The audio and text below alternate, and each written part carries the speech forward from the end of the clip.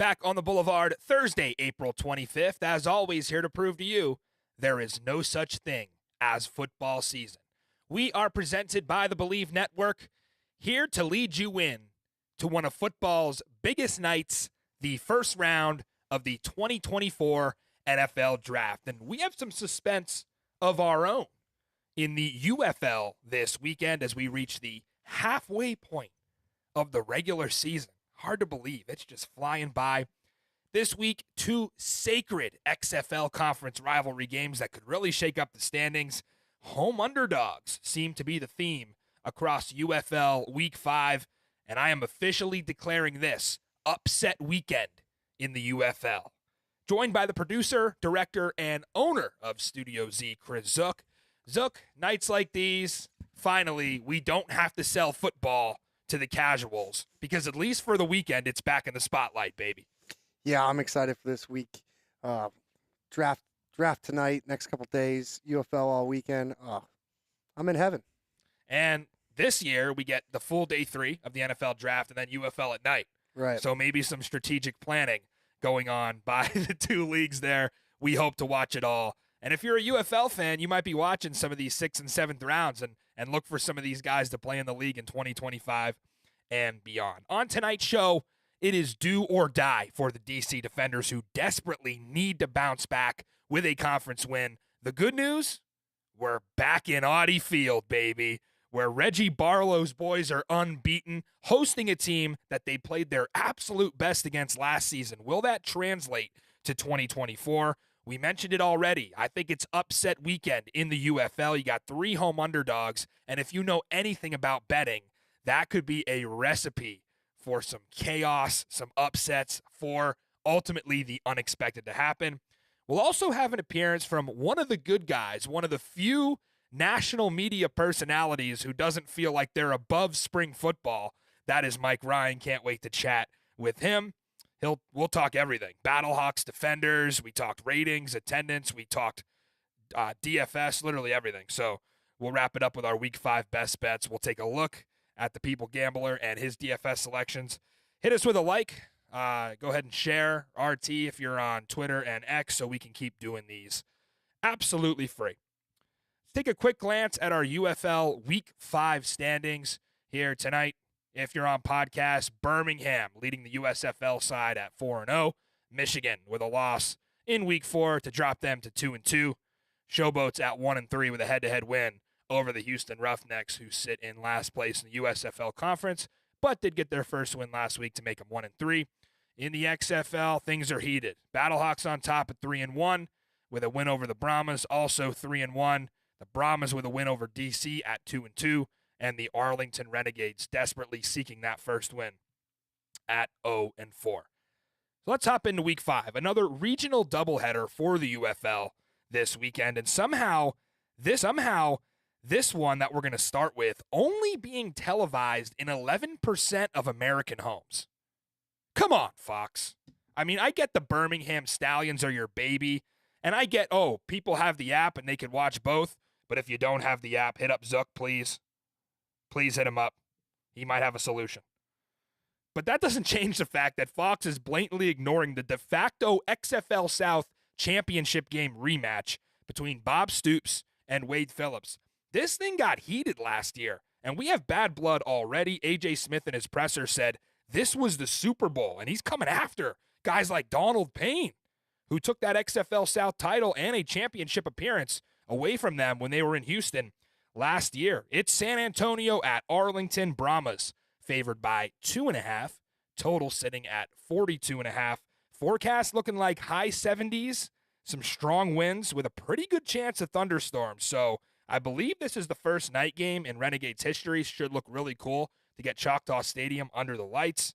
And I hope the rain holds off for the fans, or we might have to squeeze in an underbet before kick. Start with the San Antonio offense. What did we think of Quentin Dormady last week? Well, one thing comes to mind when I watch Dormady, and that's chicks dig the deep ball. You see him slinging it here. I mean, if A.J. Smith was maybe a little pissed off that the Brahmas offense didn't hit a single pass play over 15 yards in their loss to the Battlehawks, they cleaned that right up in week 4. They had 5 pass plays of more than 15 yards in the first half against the Michigan Panthers. And shockingly, none of them went to Cody Latimer, who I came in thinking might be Dormity's best target. But Jontre Kirkland and Justin Smith got all the love. They're the first UFL receiving duo to both go over 100 yards in the same game. So we know the Brahmas are going to throw the ball. It's the run game that has been lacking for A.J. Smith's offense. And that's not a knock on John Lovett. I think he's played really well, showed his versatility. He had a few highlight runs, especially on the last drive where he made about 8 guys miss. He looked like he can shoulder the load with Anthony McFarland being out, and he's probably going to have to do that again. McFarland still not practicing with that shoulder injury. So to me, it's kind of been the underuse of the run game, and we saw this a little bit in Houston last year where I thought they could have fed Max Borgi a little more, but they haven't been efficient enough on third down. Brahmas just 37% on the year in that category. So they've really got to start running the ball effectively on first and second down. That's going to set up those third and shorts. And if you know A.J. Smith, he's a big 4-down territory guy. I mean, Brahmas are 7 for 10 on fourth down conversions. That's highest in the league by far. So when you touch on the matchup against the Arlington defense and how the Brahmas can score, what this matchup is going to look like, well, I think San Antonio can score 25 here in good weather conditions.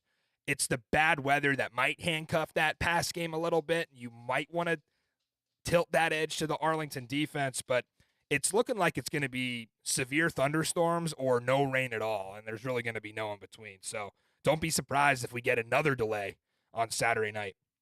We know Arlington's defense, for the most part, has been atrocious, and they are a little better against the pass than the run, so maybe that helps them a little bit against this air raid. I think it's interesting. Ajene Harris, the starting corner for the Renegades, going up against his old squad, so maybe some bad blood there for a guy who got passed up by the Brahmas in the draft. And I think San Antonio, there's just too many guys to try to tackle in open space. John Lovett, like I said, very good tailback. He can do it on third down. He's going to get the carries inside the goal line. And with Speedy Stevenson, they basically have a second running threat that they can honestly use as a second back. So Arlington, not a good sign, giving up 110 yards a game on the ground. The Brahmas could definitely take advantage of that. The San Antonio offense only had 40 rushing yards, so that has to improve from last week. But I think this actually might be the best chance for the Arlington defense to finally step up in a ball game. They know this scheme, right? They faced it, 3 times last season, twice in the regular season, and then once in the XFL South Championship game. So it's no secret what A.J. Smith is going to try to do here. I still would give the edge to Quentin Dormity and the San Antonio offense, though maybe not as much as the experts are. I noticed this line actually opened up at 1.5 for the Brahmas, and a lot of people are just looking at records thinking Arlington 0-4, and listen, I would never bet on Arlington again. Like, to me, they're the Renegades. I don't have to say that again. But 1.5 to 2.5 signifies a movement that money's coming in on the Brahmas, and you're looking at this offense. Well, check the weather, and also know that Arlington's defense still has some dogs on it, potentially missing a few interior defensive linemen, though. I still give the edge to San Antonio's offense.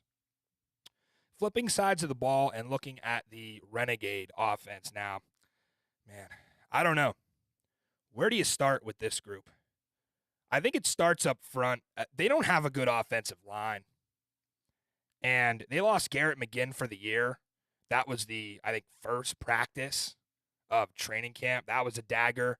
They only have one offensive lineman back from that entire XFL title run last year. I think Cameron Hunt was the only one left. So these guys they brought in, they just aren't getting it done. It hasn't been good. They can't run the ball. If they go over 100 yards, it seems to be a miracle. They haven't had a single explosive run of more than 20-plus yards this season. That's nobody else in the UFL is having that problem. Only Arlington. And as statistically good as Luis Perez has been, it's not translating in the win column. He's not on the same page as Chuck Long. They're rushing out of the huddle to get to the line of scrimmage, and they're scrambling to get snaps off. They're not subbing in Lindsey Scott enough, and when they are, they're only giving him a play or two, so not giving him a chance to get in rhythm. He needs to have drives and maybe even full quarters to himself. I don't know why they're not doing that. I mean, last week was rock bottom for this Arlington offense. The drops, the slips, they had several miscommunications. I mean, the ineptitude on third down. I think you can only improve on that kind of stuff from last week, and this is a really good receiving core. Deontay Burnett is going to have some folks to prove wrong on that other sideline. You remember, he was Houston's number one receiver for A.J. Smith's offense, and they passed on him in the draft. I was surprised when I saw San Antonio opt for a guy like John Trey Kirkland over Deontay Burnett. And people will say, what are you talking about? Kirkland's better. Of course he is. But Deontay Burnett is very solid, and you saw that last week against Houston. San Antonio's in trouble on the defensive side of the ball this week. Everybody's hurt. They are going to be missing half their defensive line and edge rusher group, and they just cut a corner in Teez Tabor, who was a former NFL draft pick. I guess this is a pretty good pass defense, but they weren't liking what Teez was showing out there. That might signify Cam Dantzler, who was a new signing in the secondary, to finally make his debut. I guess we'll see, but they do get to the quarterback surprisingly well, even though they've been completely ravaged by injuries. I mean, think about the Brahmas injuries so far. They've lost their starting quarterback, their starting tailback, 3 starting offensive linemen, and now half the defense is going to be out for this week. So I'm giving the Arlington offense an edge here. You can call me crazy. No, I'm not betting on them. Of course, let me say again, I would not bet on this team if I were you, but they are going to be my pick straight up here, Zook. Actually, I need you, Arlington, to get a win. Not for my best bets, but for my DC defenders this week. And DC could really use the help in this case, but that's not why I'm going with them, because of the bias there. I said after they lost last week, I still think they can win 4 games. I think this will be the first win in a 3-game win streak. They're going to have Brahmas, Panthers, Showboats, and then back to the Brahmas. I don't think they beat the Brahmas twice. I think they can get one of these, though. I think this will be the one at home, and I think they win 3 straight from here. So I wish they didn't do this stupid thing to me, Zook, where every time I bet on this team, they make a complete fool of me. I feel like I'm safer in my analysis this week because I'm not betting on them, and I'm going to turn out being right because I don't actually have any money. And Luis Perez and Sal Cannella are going to come out looking like Mahomes and Kelsey this weekend. That's a bold statement. They do sometimes. They did against DC. They did in the championship game. You just never know with this team. I get it, but no action on them. Are you taking the Renegades is the question. Listen, when you text, no, no, not until they do something. And when I was reading on my phone, update this, Matt picks Arlington. I'm like, typo? And then even going into the show, I'm like, I hope that's who we really picked, because I put it on. Well, I put it on the graphic. They're not going 0-10, so it becomes a matter of right. Who are you going to pick? Who are you going to pick to beat them? Next week, Michigan. Week after, Memphis. Probably one of those two. They're not going 0-10. All right, I'm just not taking a 3-1 team. Why do you like San Antonio? I'd like to know. I mean, I just think they're better on both sides of the ball, and they're better on both sides of the ball, and their offense is so much better. And we've been talking about Arlington's defense being Swiss cheese the entire year. So you do the math. You think AJ's going to carve them up? He knows what to dial up. That's all I'm saying. There is some internal motivation for the Brahmas. Sure. Going back to that revenge factor, but I don't know. It doesn't get worse than it did in Week 5 for the Renegades. They've hit their bottom. They're at rock bottom right now. This team probably finishes 3-7 or 4-6. They're not going to make the playoffs, but they are going to win some games for sure. Not betting on them. Not betting on Arlington, but I do pick them straight up. Let's go to the primary game in this regional doubleheader.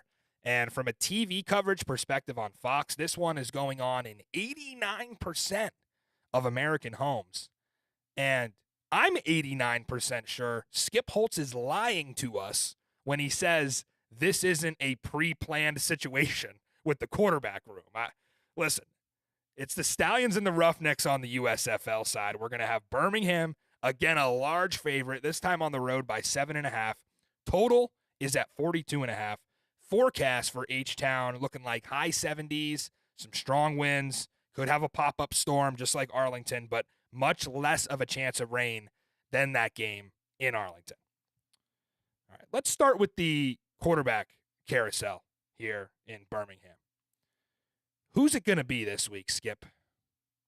Who's it going to be? I think Matt Corral just bullied his way through that game. He had a bad start with some turnovers, and we're going to look at some of this. Here's the bad start that Matt Corral might have had. But he took a bunch of massive hits. He got hurt in this game. He stayed in the game and took more of a beating. And we could actually see here on the video Matt Corral and some of the hits that he was able to take. After going 0-4 in the red zone, should Birmingham have even won that game? I'm not taking credit away from them, but 0-4 in the red zone is not going to get you another win. I mean, that is the way that they're able to win games has been different each week. I just don't think that's going to be one of them. Are we taking turns here? Is this going to be Adrian Martinez by default? I guess we're going to see, but whoever it is, they're going to run the ball. And I did want to kind of mix in some run pass stats here for the Birmingham Stallions. Birmingham runs it on 53% of their offensive snaps. That's more than anybody in the UFL. The next closest is Michigan with 45%, and the league average is 40%. So Birmingham's run heavy. Even if they are missing CJ Marable, who hasn't practiced, I'm not too concerned this offense will really change with the absence of Marable. I mean, he's only given them 2.8 yards a carry now, and, you know, it might be a little refreshing for Stallions fans to see Ricky Person get that full workload. Houston's defense looking great against the run on paper so far, but I mean, they are second in the league in run defense. They're best in yards per carry allowed. Will that cause trouble for Birmingham? Houston was not good against a mobile quarterback, which I think is important when you're going against either Corral or Martinez. In week 3 against E.J. Perry, they give up 9 carries for 60 yards and 2 scores. So I don't have much faith in that area for them to be able to stop a running quarterback. But I'd like to think that the Houston defense that we saw against Arlington is going to show up again in front of that home crowd. I mean, you go back, the Houston Gamblers, who are now the Roughnecks, they were the last team to beat Birmingham before this 11-game run started. So for the Stallions offense, I see a very similar performance in week 2 against Michigan. I think that's how this game is going to sort of play out. Martinez started that game. They played with their food in the red zone the same way that they did last week, the same way that they've kind of done all year. But they did control the line of scrimmage. They controlled the time of possession. They gutted out 20 points and got a win in week 2. And I think they do the same. It's probably going to be like 23 tops here. But Birmingham's not scoring 30 like they did against Memphis. They need to get Jay Sternberger the ball more. The dude is a yards after catch machine. I mean, he's averaging almost 20 yards per catch as a tight end. Why is that guy not have the ball in his hands more often? They have got to find ways to get him the ball. He is always open. I think the Birmingham offensive line definitely took a step back last week, while Houston's D-line is getting better. So, and I was also impressed with Houston's secondary. You're seeing some of the footage here. A guy like Keandre Thomas coming back into the lineup could really be a number one corner for you. So I am going to give the edge to Birmingham's offense slightly here, regardless of what quarterback it is. Again, by the time you watch this, or there might be some new information out, I would guess Martinez, but again, it doesn't really matter. They both play similar styles against a Houston defense that's really going to be able to game plan against either of those guys. Flipping sides of the Houston offense now against the Stallions D. This is where we're going to find our edge in this game. Houston's weakness all season has been up front. It's no secret there.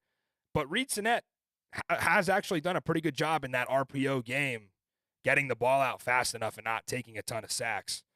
They throw a lot of quick slants. Kind of reminds me of DC's offense a little bit, honestly. And I came into the year knowing little to nothing about this receiving core, but they've introduced themselves a little bit here. They're definitely not the worst receiving core in the league. I actually think this receiver room might be the second best in the USFL conference from a depth perspective. But the pass game just isn't going to be the focus for Eric Price's Roughneck offense. C.J. Johnson's going to lean on Mark Thompson here. And he's already saying in press conferences he's looking for 20 to 25 touches for Thompson. Limited usage last week, only saw 9 carries, but seemed to really spark that offense when he was in the game.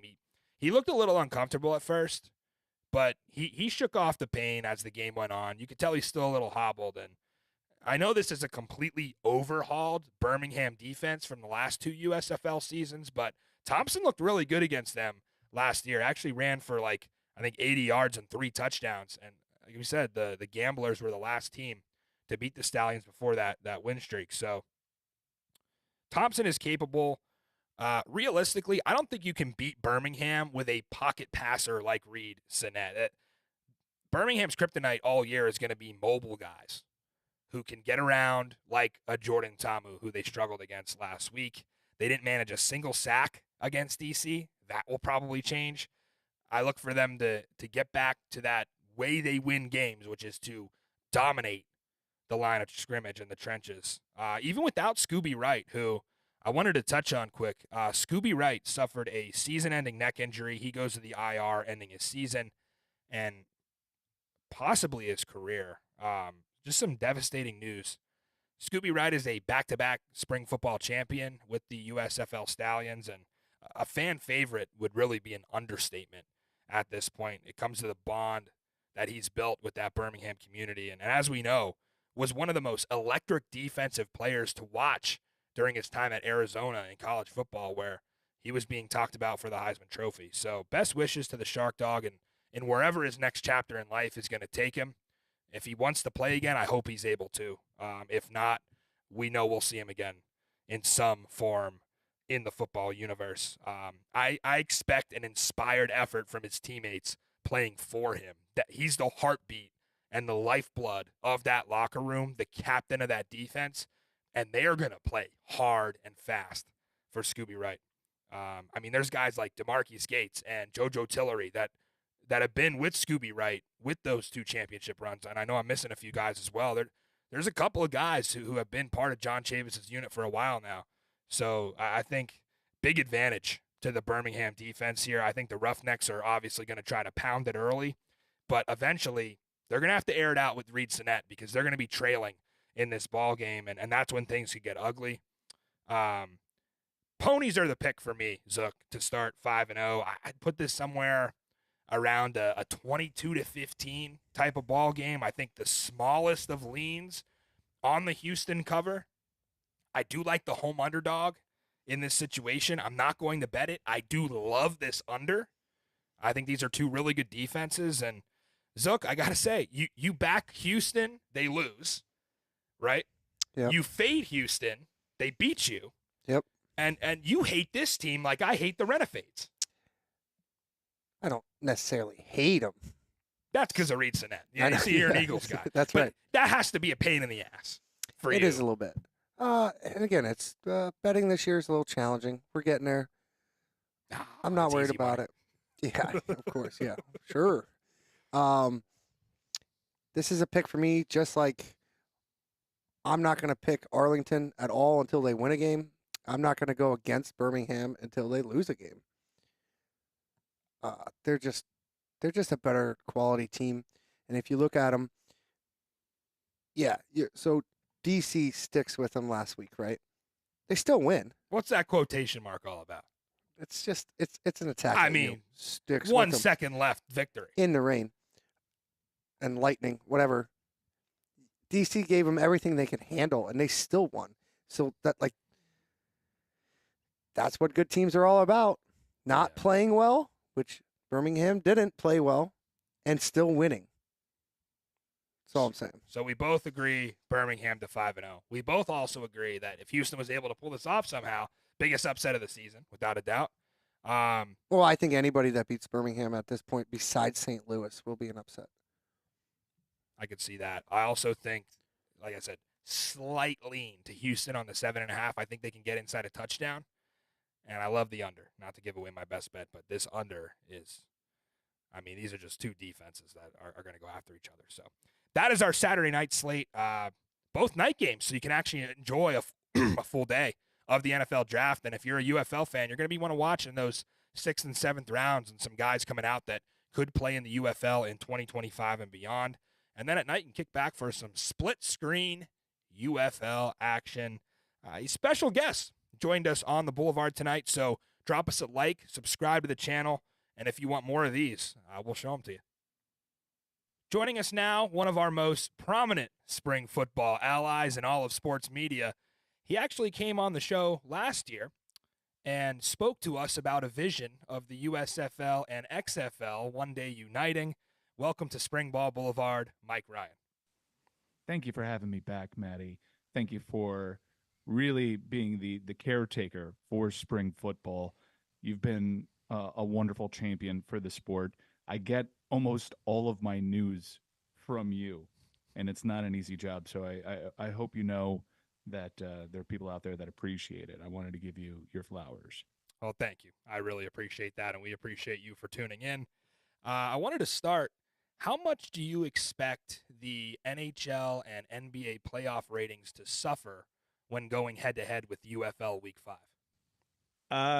How have the ratings been trending? Again, keeping the theme of you educating me on some, because I do think that there have been some missteps, and some of that stuff has been necessary because, look, I thought the most recent incarnation of the XFL really got the timeline down. And people were at a fever pitch for football. It made perfect sense. You go from the Super Bowl right into spring ball. But all the latency that popped up with these two leagues merging has really put the league in a unique spot. Now would be the time where the season's kind of crescendoing and you have playoff battles and you're constantly checking the standings. It's hard to try to get your traction against such a congested sporting calendar. I mean, they're trying to get off the ground and going head to head with things like the Masters, even though the Masters ratings were down, and maybe the Masters were impacted by the UFL. But I do hope, for everybody's sake, that the league continues. It seems as though there's discussions about expansion. Hopefully, what they realize is they've misjudged the sports calendar, understood that they had to make some adjustments for everything to fall into place, but there are two huge missteps. Well, three. The branding, not a fan. Number two, how do you have the NFL tell you that your kickoff rule is amazing and decide that that's no longer for you? And number three, you got to move that start date up right after the Super Bowl. I completely agree. And in conversations with some of the management, it seems like that will be the case. They're talking about 2025 a lot, and how they had to scramble to get this together because of government regulatory approval and things of that sort. They were way behind schedule. And I think if we were a fly on the wall, we would understand a little bit more why it had to be March 30th. But going forward, you're right. Not acceptable. Has to be back to a week after Super Bowl, especially for the players who are ultimately going to love that. Oh, 100%. I'm sure the league has a a very quick antitrust rebuttal to why it is that they started. It is what it is. I'm happy that we have spring ball, but I also can openly acknowledge that this is not the greatest relaunch for these two brands. And again, I don't know how in your discussions the overall branding of the UFL has gone, but there was something special about that X. It just, there was a brand equity and a brand loyalty, and I'm as passionate about the XFL as not. I'm not in your tier, but I'm tier 2, and I felt such a brand loyalty, and I'm going for the XFL teams. I still feel like it's us versus them. It's just weird to have it under this UFL umbrella, and I hope that they haven't spent too much marketing dollars on this whole UFL thing, and it could be something that could be reevaluated.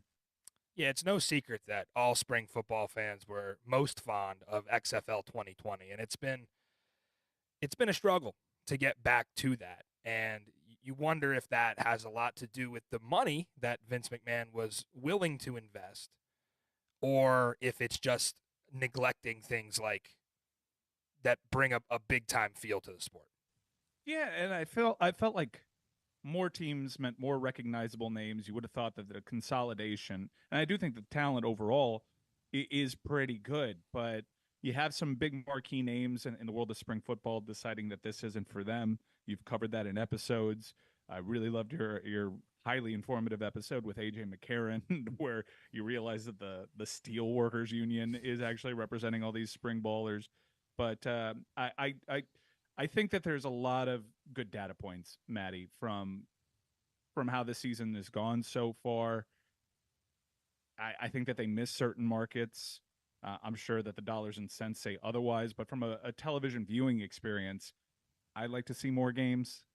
I I would like to see more creative windows. That's something that I really was quite fond of in the most recent incarnation of the XFL prior to this merger. Was they were taking hacks. It was all data mining, finding out which you'd have a random Thursday night game on FX, and it was just throwing a bunch of stuff against the wall to see what would stick.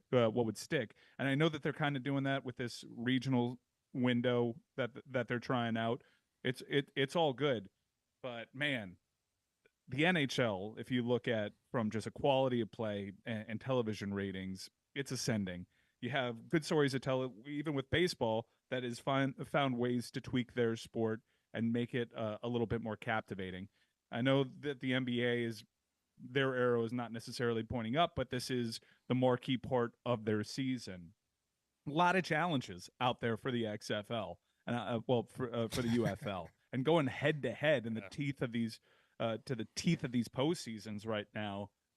I can we punt on that? Can we reevaluate? Can we make it so that I, as a spring football fan, but a huge NHL fan, as you can see, and a huge sports fan, I'm often regulating the UFL to a fourth TV with no sound. And if I'm not watching with sound, I can't get the player awareness. I'm doing what I can. I have DK contests, and I'm betting on it, and I'm reading stats. But there's something to be said. If you don't have a window where you're like the standalone sporting event at that time, you're putting your product in a tough position. I was going to ask about the NFL kickoff now and how they kind of ripped that off from the XFL. What is the next thing that you see the NFL taking away from the XFL or even the UFL? Well, I hope it actually works the other way, Maddie. I hope that they realize that this is a good springboard into the league for some crucial roster spots. It's a good developmental league. They've been trying to get a developmental feeder system, and they have quite a good free one in college football. But they've been trying to work this out, and they've already kind of acknowledged that there were aspects of spring ball that they really liked. I love what I would love for the NFL, to answer your question more directly, and before I go on a tangent about the NFL actually pumping resources into spring ball, is the super challenge. I think is a great rule. That you get to challenge anything for one time, provided that you have a timeout. Like, I think that is a great rule. It'll inevitably open up a can of worms, and people will want more super challenges. But how many times when you're watching NFL ball are you frustrated when you hear a commentator inform you that that's not a reviewable play. Well, there's no Yeah. such thing with the super challenge. It's a great rule. I can't Because wait for ultimately, the first fan base to have to, like NFL fan base, to have to deal with Dean Blandino explaining that he already reviewed the call, and if the coach would have challenged that, he would have flipped it. But that's not a reviewable play. But he's actually already looked at it, and he was waiting for that challenge to fly. Can you imagine? Yeah, it does kind of have like a weird challenge inception to it, but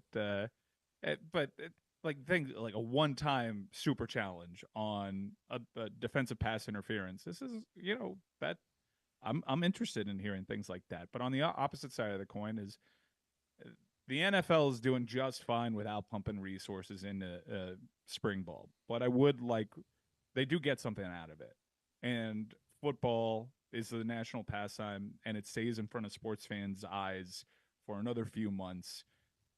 I hope the UFL has marketing inventory stacked against the NFL draft to remind football fans that this thing is actually going. And I would just like for the NFL kind of to formally crown this merged leagues that I have a difficult time calling the UFL.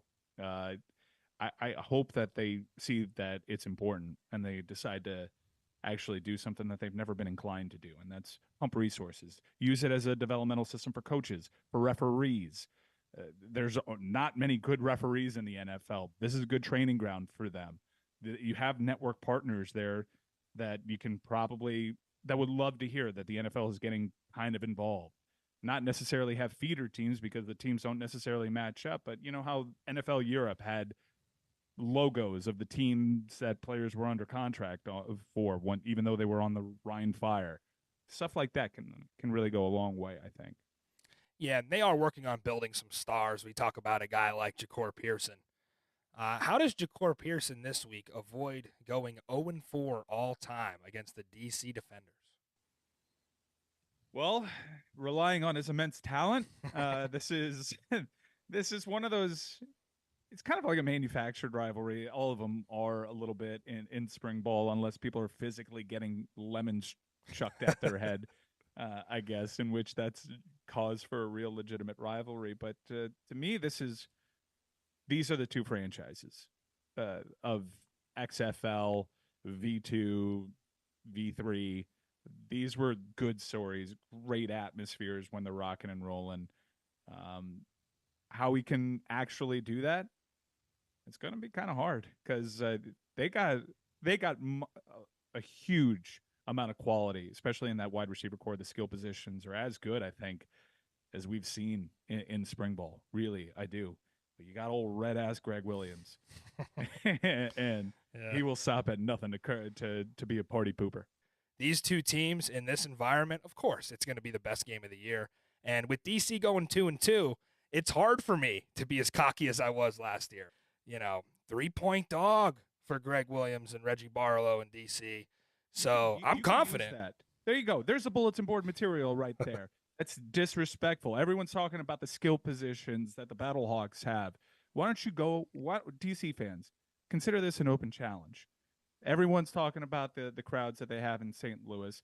There is one batshit crazy off their rocker fan base that throws projectiles at people. Now, don't do that anymore. But beer snakes, we need to see them. We need you to make that atmosphere as raucous as humanly possible, because me, as a Battlehawks guy, I want to test the metal against the best. And I want a crazy atmosphere because I want something that I can circulate in non-UFL group chats, Maddie, that I could say, take a look at this. And that's what that DC crowd has done in years past. I know it's a slower start than you're used to, but get some juice to it, man. The people, the power of the people, the crowds that pop off the screen, the noise, the beer snakes. We need it all this weekend because this is about not just a big game between two good teams and two good fan bases. This is about keeping this sport alive, pushing it to that next tier. It doesn't happen without those great crowds. It doesn't happen without that crowd participation. And it doesn't happen without Greg Williams' chapped red ass. And as the #1 DC Defenders fan, I can promise you that this entire episode will be a vehicle for the raucous environment that we are going to get in Audi Field. All right, let's do some UFL this or that. Mike Pereira or Dean Blandino? Ooh. We got both of them this year. Yeah. It was only Dean last year. I like the chaos factor of Dean Blandino. I the nonsensical logic that Dean sometimes applies, and there are times that I'm left sitting in my home. Did he actually really say that? Did he actually? There's almost like a make good notion. There's like an open secret that there's this concept of make goods out there. Dean Blandino, and it's not particularly close because Dean Blandino sometimes will just have the biggest head scratching moments that you could possibly have out of that fairly new broadcast position. Matt Corral or Adrian Martinez? Ooh, as a damn near 20-year veteran of fading Martinez's in college football, and really being confused as to what happened since Matt Corral left Ole Miss, I'm going to go with Adrian Martinez here. Would you rather have the title game in San Antonio or St. Louis like it is this year? St. Louis. Two good crowds, but St. Louis is, as we waxed poetic earlier, that needs to, in fact, every championship game needs to be in St. Louis until another market proves they can do what St. Louis is doing. Well, Mike, before you go, I did want to ask for a friend.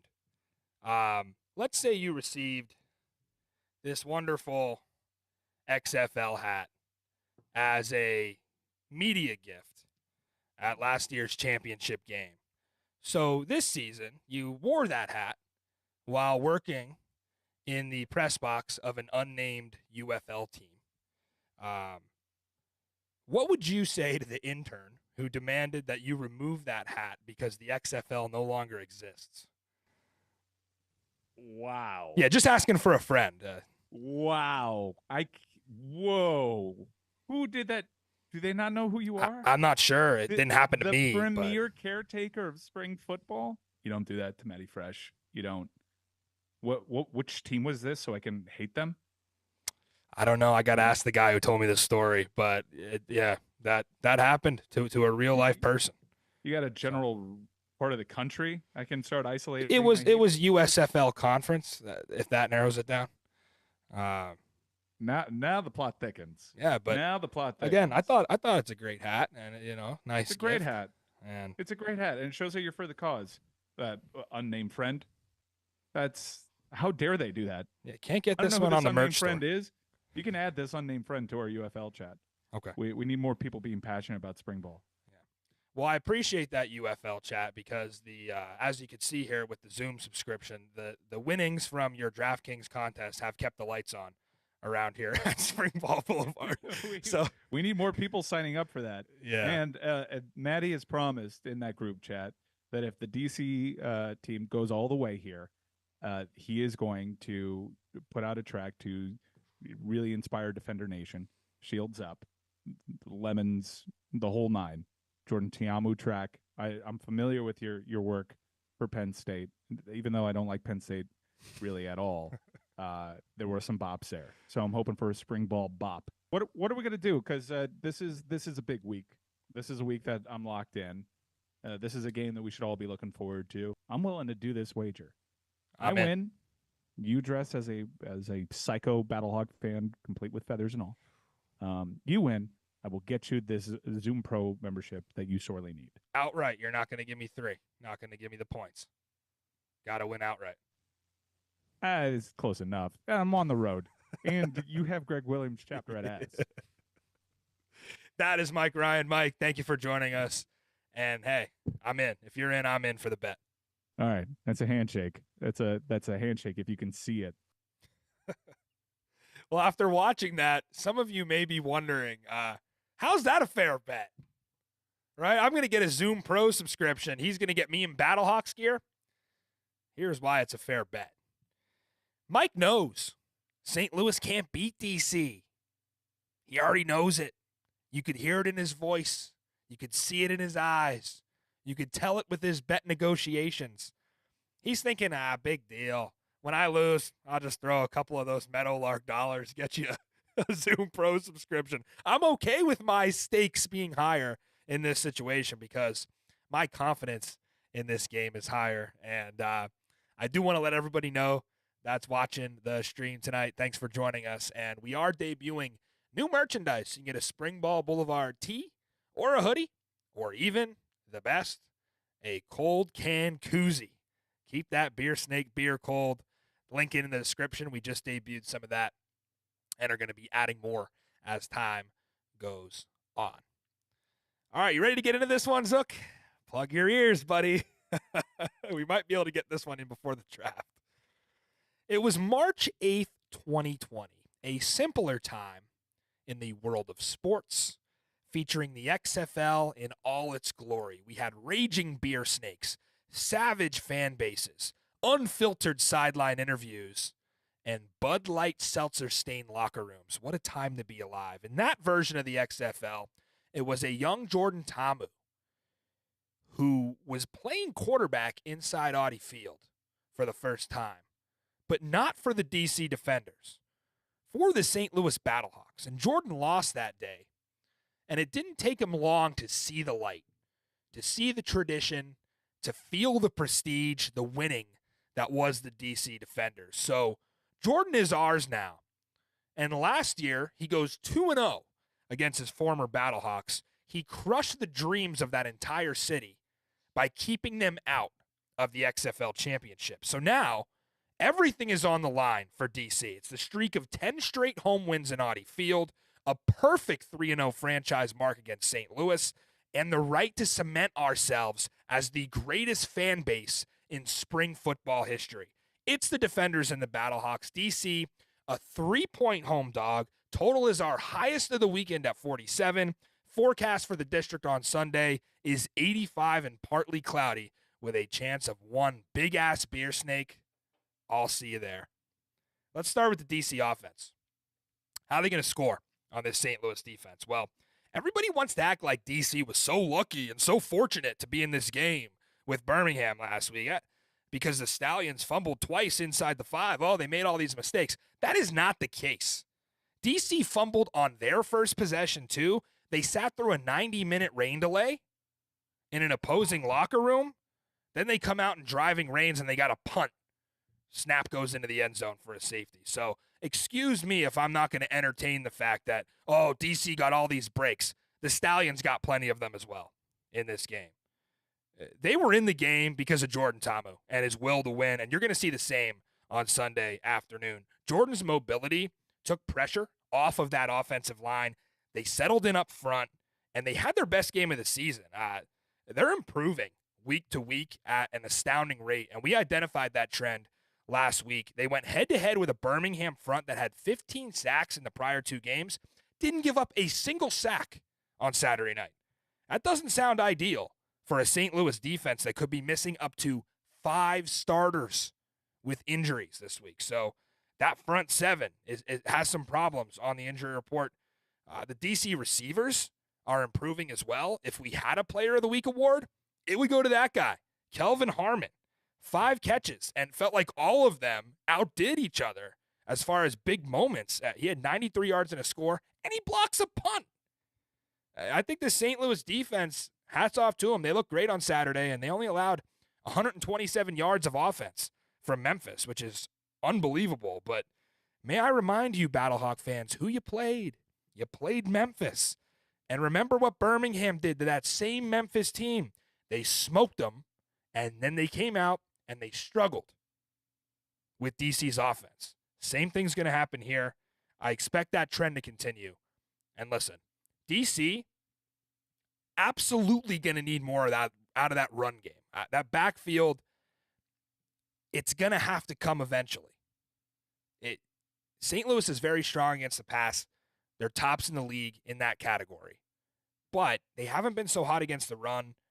They've given up 7 rushing touchdowns. That's the worst in the league. But I wouldn't go getting flashbacks to Abram Smith quite yet. He had, 230 yards and 2 touchdowns in the Dome last year. Defenders are going to still try to have to find their footing in the run game. I thought Zaquandre White was a guy who showed some serious burst, came in after Cam Harris fumbled on that opening drive. I wouldn't be surprised to see White actually get the majority of carries in this one. Seems like they're going with the hot hand, and with injuries across that St. Louis defensive line and DC's front kind of hitting their stride, they're giving Jordan time to find these weapons like Chris Rowland and Vincent Smith, and I do give a slight edge to the Fred Keiss DC offense. I think that we saw a product last week against Birmingham that was capable of making a big play, and they showed explosiveness, and I think they can do the same. There's a reason this total is 46.5.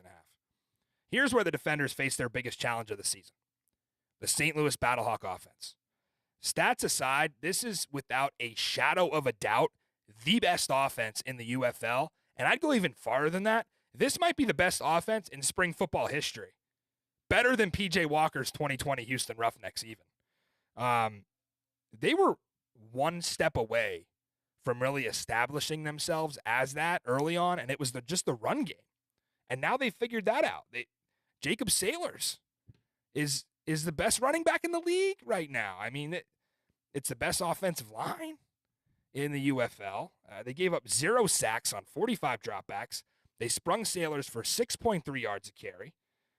AJ looking as efficient as ever, constantly raising the bar for himself. And it's not about throwing for 400 yards and 6 touchdowns for AJ. It's just about finding open receivers and winning games. They want to win a championship, and they do have some bad news, though. Their top 2 receivers, Darius Shepard and Hakeem Butler, both have not practiced yet this week. Shepard with a hamstring, Butler with a knee. Those 2 alone account for 40% of A.J. McCarron's targets. Keep an eye on that. That's almost 40%, actually over 40% of their production in the pass game. So it's a lot riding on whether those 2 play. And I'll get a rebuttal from you Battlehawk fans. You'll say, who cares? We got Peasy. We got Marcel Aitman. I get that. And this is the deepest wide receiver core in the league, but no Shepard is going to mean Peasy has to take on a full workload from the slot. I don't know if he's ready to do that coming back off injury yet. And as I talked about with Mike Ryan, he's 0-3 against DC in his spring football career. So he hasn't seen his brightest days in Audi Field. They did go re-sign Steven Mitchell, a receiver that they cut in camp. So we'll keep an eye on Shepard and Butler. Ultimately, I think AJ's going to be okay behind that offensive line. He's going to throw to whoever's open, and the defensive formula is pretty simple here for DC. It's aggression.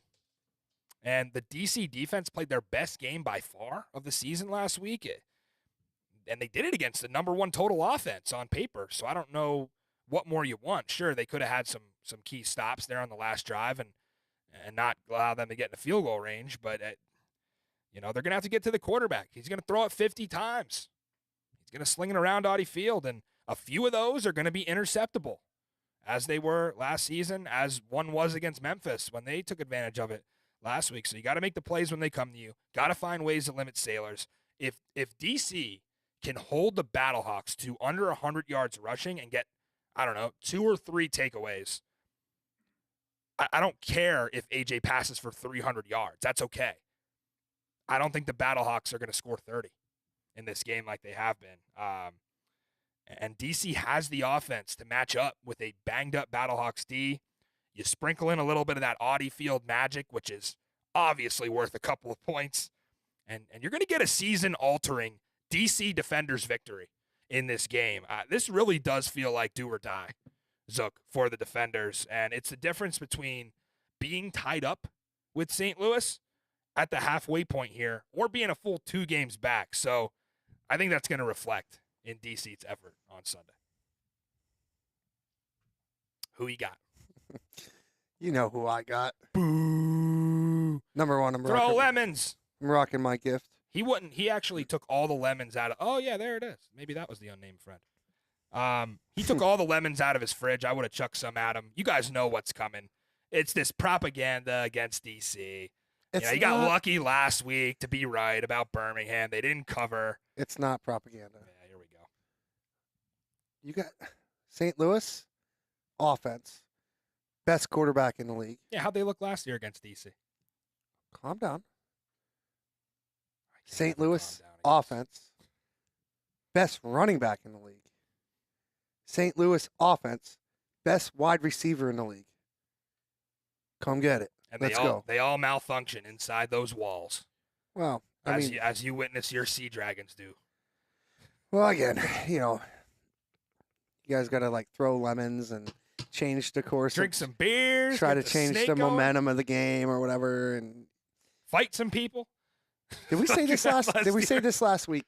So I expect the only way DC has a chance is if they have a comeback victory. So in the Wow. in the last, was it 2 years? So last year XFL and this year so far, they have 12 W's, and what was the stat? 8 or 9 of them were comeback wins.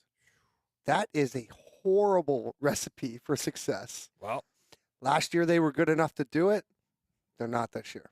might have to go score for score with this offense. I mean, I don't think that St. Louis needs to score 30 like you said. I think they need to score 22 and they win. okay. Well, yeah, we That maybe don't disrespect that St. Louis yeah. defense Well, do either. you have them? You have them covering in that case because I'm kind of curious where you go on the total here. I kind of lean. the Yeah, over. I'm not going to bet it because Kind again, of lean the over based on maybe this one going a little bit like DC Arlington. I'm not going to bet it, but I do like St. Louis to cover. Was it -3?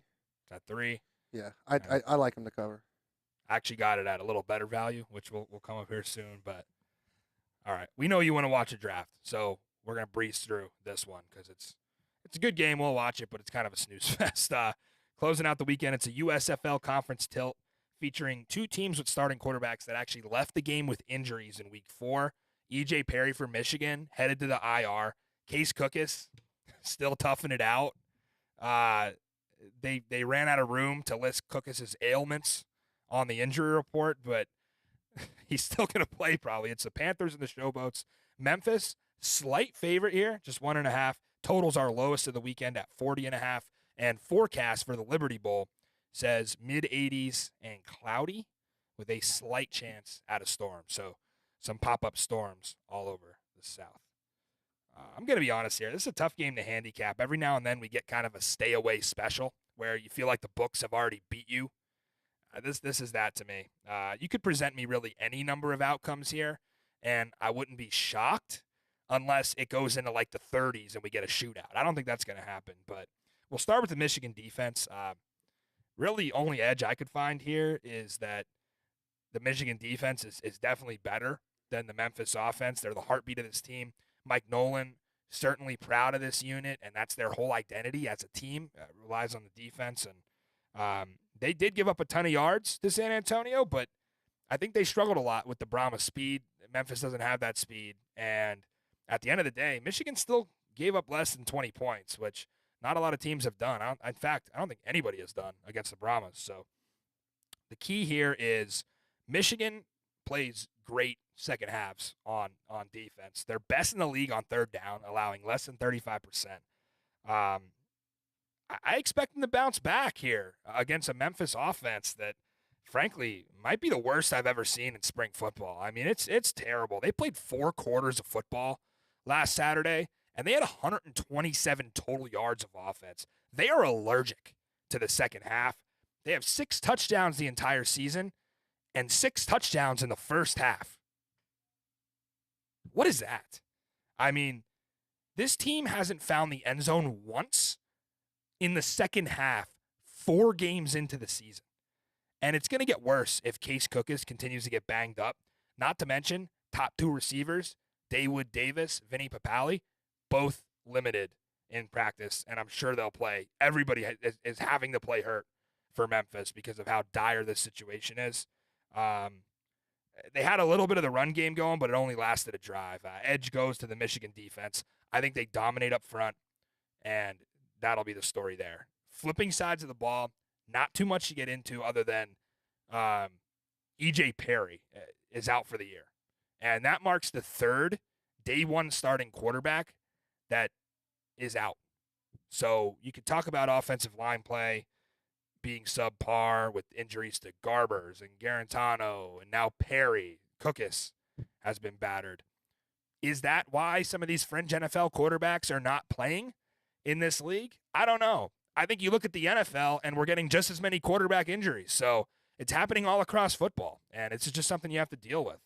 The Panthers did make a splash signing at quarterback that I wanted to highlight quick.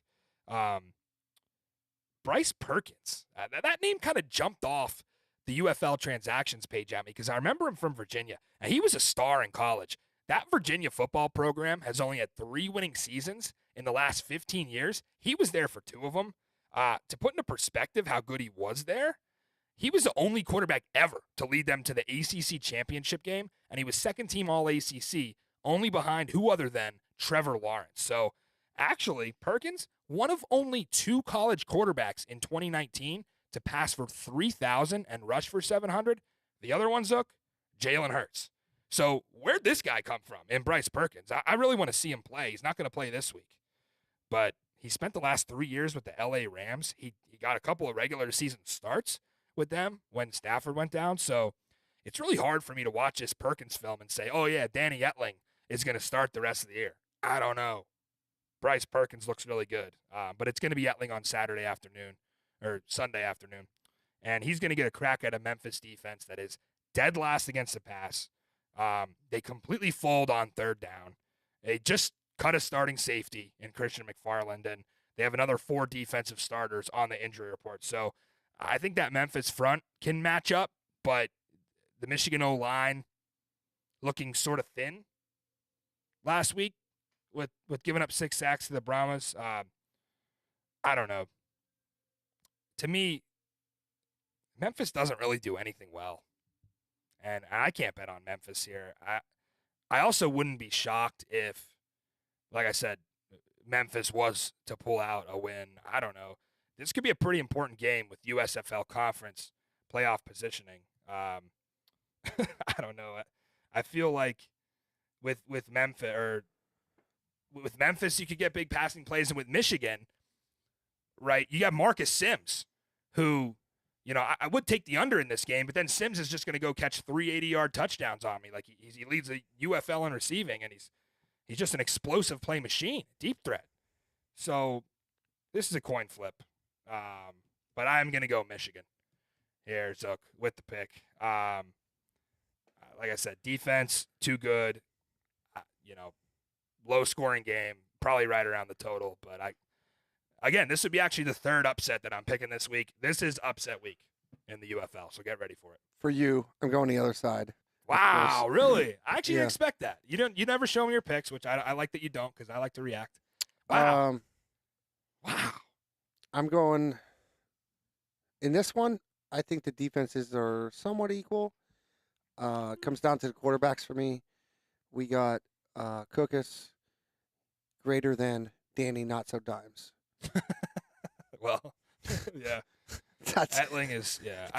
That's it. I mean, I think it's going to be tough sledding for that Michigan offense. I just haven't seen enough out of him. He hasn't played. He's obviously very limited, but from what I have seen, I'm not sold. Let me ask you this: Michigan or Memphis to the playoffs, or Houston? This is tough. If you had to decide right now, I'm going to lean Michigan. Okay. But again, I need to see see what they do this weekend. I'm leaning it. I'm not sold. I feel like this is the game where people are going to sleep on it, and it's not going to turn in a great number ratings wise. But as far as like landscape of the playoffs, it really matters. Yeah, and if it stays this way where Danny is starting, I would lean the Showboats to make the playoffs. That's right now. We'll see. That is the Panthers and Showboats. All conference games in Week 5, so no official Battle of the Brands Tour game on the lineup this week. But I am making my return to Audi Field, and I'm pumped about that. I'll be there for the first time since DC hosted that glorious XFL North Championship trophy last year. We got Battlehawk fans right where we want them here, guys. I need everybody to show up, buy tickets, college students, Get them cheap. Ride the Metro. This is a big week, like Mike Ryan and I talked about. These are Battlehawk fans who have been hypnotized by kind of watching their offense the last 2 weeks, and they forgot who daddy is. So it's time for DC to show up. Get loud. I'll see you there. Greg Williams. He's the guy this week. And I'm getting him at 3.5. So let's roll right into best bets here, Zook. DC plus 3.5. The line is now 3. I won't take responsibility for moving it. I did lock it in a little early this week. I would also take 3, especially looking at that Battlehawks injury report. And I also like the Birmingham-Houston under 42.5. I'm going back to the well with a Houston under, and I'm going to be really upset if Reed Sinnett comes out firing like he did against Michigan, and they were able to put 20 points up on the board. It seemed like the Houston offense, even though they looked all right last week, they only scored 17 points. These are 2 really good defenses. I could see, like I said, 22-15 or something like that. I don't love your under just because of what you're saying. Birmingham has proven that they're going to struggle to start, but they're still going to win. So I just feel like are even they going to give up, like you're saying, are they going to give up points early? Birmingham's going to have to score 30 for this game to go over. I don't see Houston scoring more than 15. Not against this defense. I mean, really nobody has scored 20 on Birmingham yet, right? So, yeah, that's a fair point. Yeah, it's just a really good defense, and I think they're a little like Scooby Wright, like being injured. That fires them up, and the fact that like they didn't get a sack against DC, that probably pissed them off. So I like the under, and Mark Thompson's probably going to get that Derrick Henry type workload with like 30 carries, so that'll only slow the total down. You're pretty confident in the ponies this weekend. Yeah, I like the ponies. I can't believe you're doing this again with Houston.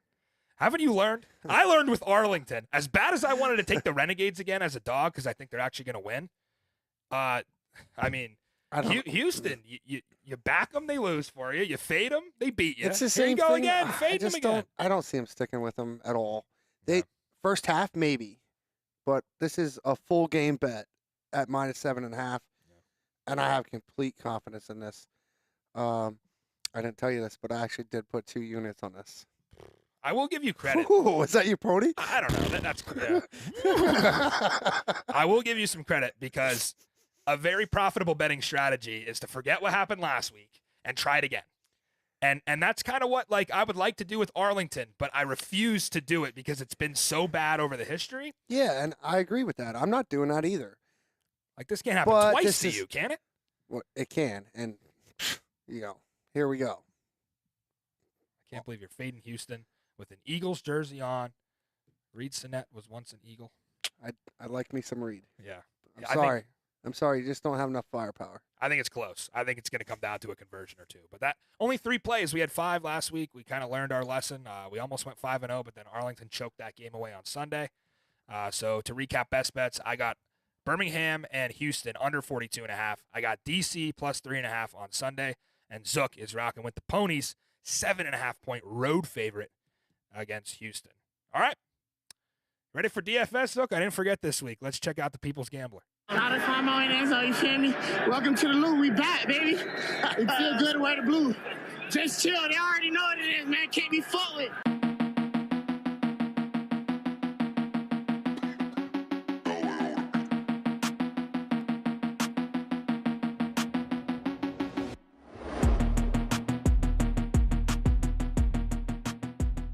Stardom, Adrian Martinez.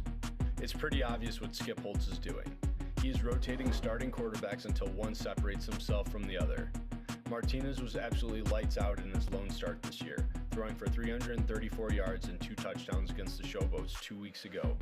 He is also a threat to scramble and gash the defense with his legs, as he is second in rushing yards with 164 and averages 9.6 yards per carry. Surrounded by the league's best offense, Martinez has the ability to put up big points and be the highest scoring DFS player of the weekend. Start Adrian Martinez. Sit him, Mark Thompson. Thompson was proven to be a valuable component to the Roughnecks offense, running the ball 9 times for 34 yards and a touchdown in their win over Arlington last week. The Roughnecks face a tall task this week as they take on an undefeated Stallion squad who has the best defense against the run this year, giving up only 54.3 yards per game. On the flip side, Houston is dead last in rushing, averaging 55.5 yards per game and has given up the third most sacks. This is a horrible matchup for the Houston offensive line, and I believe the Birmingham front seven will be able to bottle up Thompson for minimal yards on Saturday night. Sit Mark Thompson. Sleeper, Chris Rowland. Going back to the well from week 1 with the sleeper pick. Friend of the show, Chris Rowland, will look to defend DC's home win streak against their biggest rival in St. Louis. Rowland has come on strong recently, catching 2 touchdowns the past 2 games and setting up his offense with great field position, thanks to his electric return abilities. Points will be flying off the board early Sunday afternoon, as this game has the highest point total of the weekend, and I believe Rowland will make it 3 weeks in a row with a touchdown score. Sleeper, Chris Rowland.